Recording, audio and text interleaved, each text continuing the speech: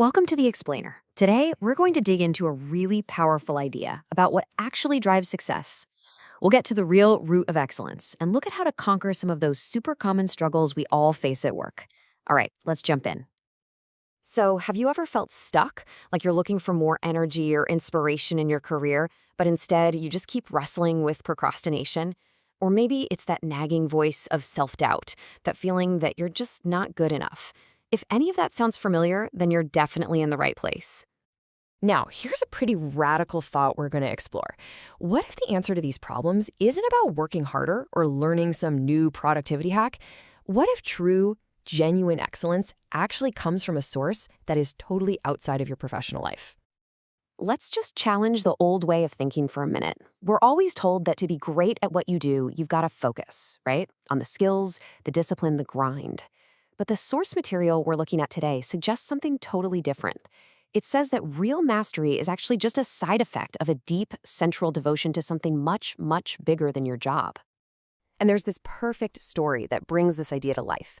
It's about a 15th century mystic poet and weaver, a guy named Kabir. When you look at his life, the most important thing to him wasn't his craft. It was his deep connection to something he called Rama. And right here, this is the secret to his genius. His devotion to the central truth was everything to him. His job as a weaver, that came second. And the result of putting things in that order, his work was incredible. Because he was so plugged into this deeper source, weaving wasn't a chore for him. It was effortless, kind of like singing. He'd weave and sing all night, completely losing track of time, because his work just became this beautiful expression of his inner joy. So it's really important we're on the same page about what Rama means here. This isn't just about a specific religious figure. In this context, just think of Rama as a kind of placeholder. It represents the truth, or your ultimate purpose. That one thing in your life that's so compelling, so central, that pretty much everything else just orbits around it. Okay, I know what you might be thinking. A mystic weaver from the 15th century, that's a nice story. But how on earth does this apply to my life, to my job, to the stress of giving a presentation to a client next week? Well, the whole argument is that this principle is universal. It's absolutely timeless. You see, this central driving force, it doesn't just stay in a temple. It moves into the home and it shapes our relationships. It's there in the laboratory, pushing for discovery. And yeah, as the source says, Rama has infiltrated your office also. It's like the secret ingredient to excellence, no matter where you are. So let's go right back to that presentation. Think about what makes our knees knock in those moments. It's our own expectations, right? Our desire for a certain outcome, our fear of what people will think. The only thing that can give you real strength in that moment is being connected to something much deeper than the result of that one meeting. And this is a huge claim, I get it. The idea here is that this deep connection is the inevitable secret ingredient to all true excellence in any field. For an astronaut, for a tailor, for a CEO, or for the person cleaning the office. If there's real mastery in what they do, it's coming from this place. Okay, so this is where the rubber meets the road. We started this off talking about very real, very concrete problems. So let's connect this big idea of a higher devotion directly back to procrastination and see how it actually offers a way out. To really get how this solves procrastination, we need to look at another description the source gives for this principle. It defines Rama in a very specific way, as the most attractive one. That which is so compelling, so irresistible, you just can't pull yourself away from it. And boom, there's the whole solution. Why do we procrastinate? Because the task in front of us isn't compelling enough.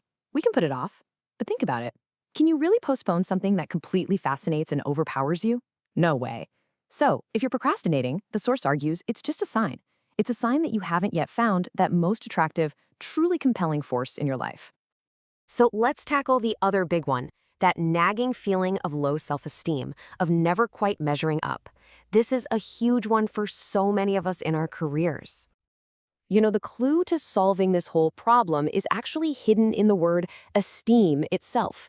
It comes from the same root as estimate. It literally means to measure, to assign a value to something. And right there in that definition is the entire trap. This gets to the heart of it. As long as you see yourself as something that can be measured by your salary, your job title, your accomplishments, you're basically setting yourself up to feel small. You're playing a game that you just can't win. Let me show you why with a really simple math riddle.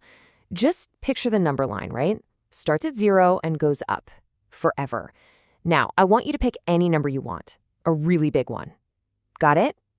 Okay, here's the question. Are there more numbers bigger than your number or smaller than it? Let's just say you picked a massive number, like a trillion. Maybe that represents your biggest goal, your dream accomplishment. It's a huge, impressive number by any standard. But here's the simple mathematical truth. On the small side, you can only go back to 0. But on the big side, well, that goes on for infinity. So there are always infinitely more numbers bigger than any number you can possibly pick. Your trillion, when you compare it to infinity, is pretty much 0. And this is the perfect illustration of our human dilemma. When we define ourselves by a number, a measurable, finite thing, we will always feel small because there's always a bigger number out there. The only way out of this trap is to connect with something that is beyond measurement altogether, something infinite. And that brings us to the only real solution. You can't cure low self-esteem by just getting a bigger number, a better title, more praise. You cure it by completely getting out of the game of measurement. You heal it by identifying with the immeasurable. This is where real confidence comes from. It's not that fragile confidence that's based on your last success or how you stack up against the person next to you. No, this is a deep, unwavering strength that comes from being rooted in something limitless, something that can't be taken away or diminished by what happens on the outside. And so that brings us to the final and most important question. The path to overcoming these struggles and finding true excellence, it doesn't start by asking, how can I get better at my job? It starts by asking a much deeper question. What is the truly immeasurable, the most compelling central truth in my life? Finding your answer to that, that's the real work.